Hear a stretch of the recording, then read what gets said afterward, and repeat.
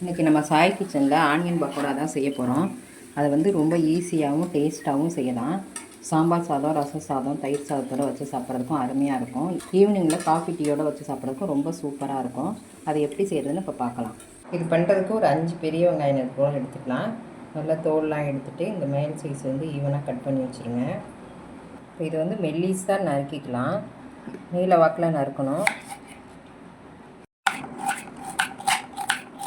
இந்தளவுக்கு நல்லா மெல்லிஸாக நறுக்கிக்கலாம். எந்த அளவுக்கு மெல்லிஸாக நறுக்கிறோமோ அந்தளவுக்கு நமக்கு கிறிஸ்பியாக இருக்கும். இப்போ இதை ஒரு மிக்சிங் பவுலுக்கு மாற்றிடலாம். நல்லா கைகளை வச்சு நல்லா உதுத்து விட்டுக்கோங்க, ஒன்றோட ஒன்று ஒட்டாமல். இப்போ இது கூடவே 1 ஸ்பூன் மிளகாத்தூள் சேர்த்துக்கலாம். காஷ்மீர் சில்லி சேர்க்குறேன், நல்ல கலராக இருக்கும். 1/4 டீஸ்பூன் மஞ்சத்தூள், கூடவே 1/4 டீஸ்பூன் கரம் மசாலா சேர்த்துடலாம். இந்த பக்கோடாவுக்கு தேவையான உப்பு சேர்த்துடலாம். 1 ஸ்பூன் இஞ்சி பூண்டு விழுந்து சேர்த்துக்கலாம்.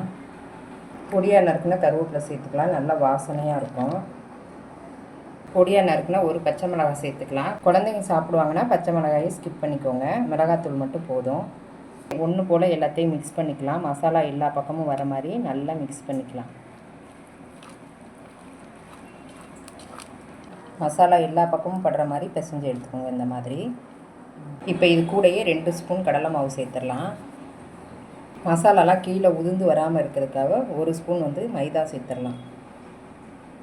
பக்கோடா வந்து நல்லா கிறிஸ்பியாக இருக்கிறதுக்காக 1 ஸ்பூன் வந்து அரிசி மாவு சேர்த்துடலாம். இப்போ இதையும் நல்லா மிக்ஸ் பண்ணிக்கலாம்.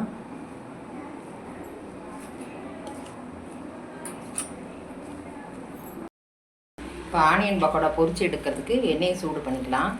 எண்ணெய் நல்லா காஞ்சிருச்சு. அடுப்பை மீடியம் ஃப்ளேமில் வச்சுட்டு இப்போ போட்டு எடுத்துக்கலாம்.